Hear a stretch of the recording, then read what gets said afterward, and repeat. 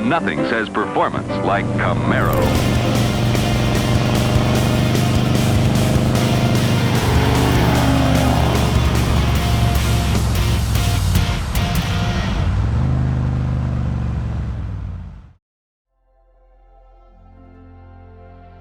I probably get 2 or 3 calls a week for guys looking for early Camaros.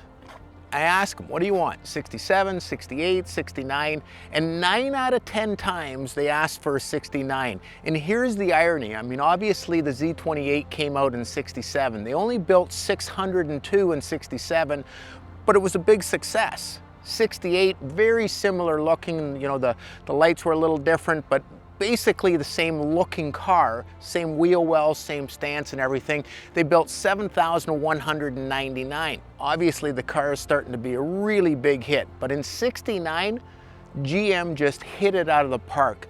The styling changed, same basic platform, same engine, the 302 DZ, but man, they sold 20,302 cars. And if you think about it, from 67 to 69, it was 25-fold the number of cars they sold. And today, you know, you talk about desirability, rarity, what makes a car collectible. It's not always super low numbers. 9 out of 10 guys still want a 69 Z28, even though they built over 20,000 of them. So what made the car so special? It was just one of those rare times in history that you had the perfect balance. You had the Trans Am series, which was a great hit. You know, Penske was out there. The 69 Z28 that Donahue drove, I mean, spectacular car performance-wise, spectacular looking car, and it just all clicked. And to this day, everybody wants a 69. Why is it though? And I think a lot of it has to do with the overall styling.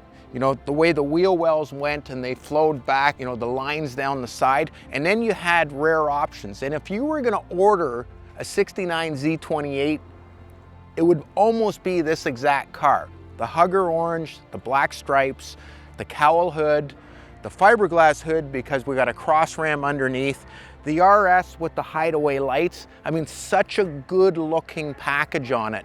You had the deluxe trim package, you had the deluxe interior with the houndstooth. Again, it's just one of those cars that just worked.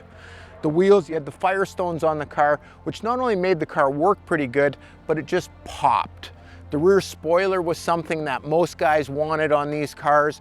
Then it had the deluxe bumperettes. It was one of those cars, again, that just worked. The interior, same thing. You know, the console with the 4 gauges in there, the rosewood wheel, it was just a package that worked. The only other option that I would put on this car is the JL8, the 4-wheel disc brakes. It's got the chambered exhaust, so it sounds great.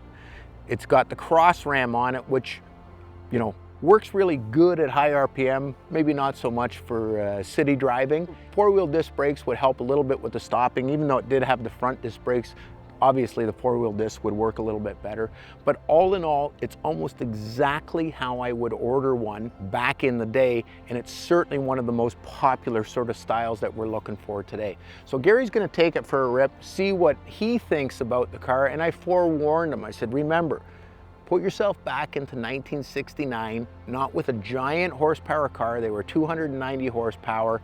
They didn't have great tires in the sense they had, you know, a bias ply tire on the car. It had pretty decent suspension on it, but if you put yourself back into that period and pretend it's 1969 all over, I think he's gonna really enjoy this car. So now I get the fun part.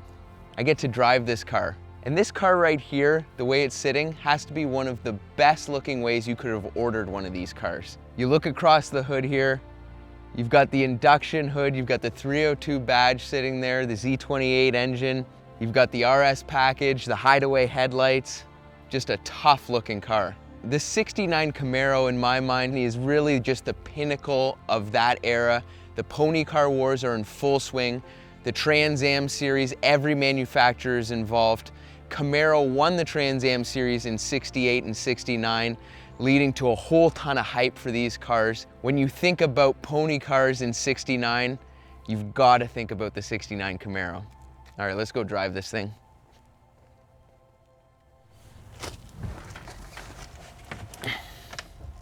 So you get in the car, right away you notice the rosewood steering wheel, and of course the houndstooth interior.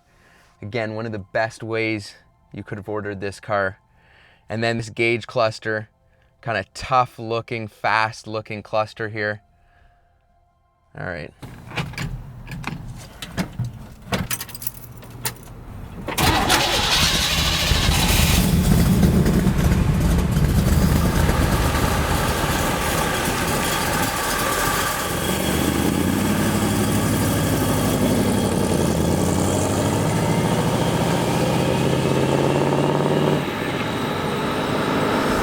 Great looking view. You look out over the hood with the fiberglass cowl induction sitting on top of the cross ram dual carbs. You know, you got to remember, you got to put yourself back in the day in 1969. Camaro had just won the Trans Am Championship in 68, then again in 69. Everyone wants that Z28 Trans Am racing setup. So of course they ran the big carbs, they ran the twin 585 Hollies with the cross ram dual setup.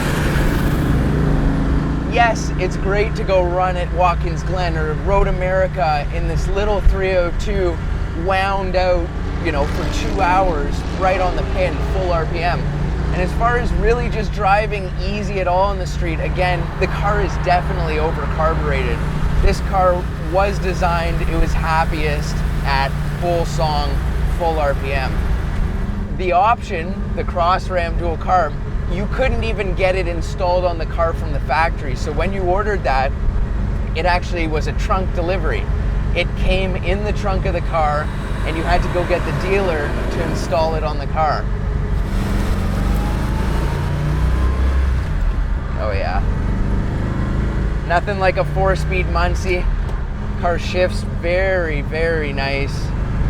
But I mean, man, all in all, driving a 69 Camaro, RS Z28, got the houndstooth interior. Man, it's a good looking ride. It's such a good sounding car. Very unique with the chambered exhaust. I think the trick is to really appreciate these cars is to make sure that you're not getting in a 69 Camaro with the mindset of a 2024 Camaro. It's just not gonna work as well.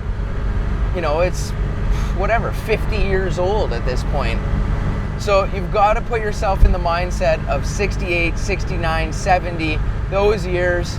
You've just got to, I think, really appreciate what was going on at the time and how trick this car was for the time, how well optioned this car was for the time, and how desirable this car was for the time.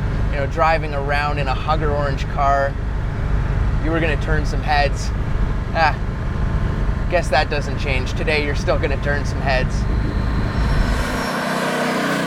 Can't help but have a smile on your face when you're driving. Again, a 69 Camaro. And then just picturing yourself, you know, in that era, peak Pony Wars, in a badass car.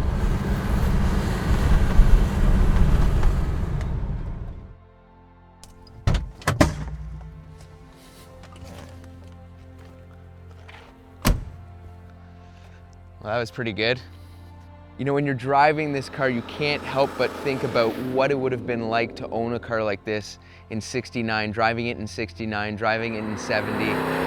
Today, you get a whole ton of looks, you know, the hugger orange Rally Sport Z28 Camaro gets a whole ton of thumbs up, but it certainly would have also back in the day. You know, you were driving one of the coolest cars on the road.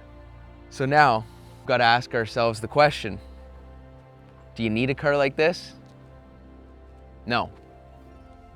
2024, you don't need a 69 Camaro Rally Sport Z28 car. You don't need a car like this. But do you want a car like this? Hugger orange, houndstooth interior, 69 Camaro? Yeah, oh yeah, you want a car just like this one.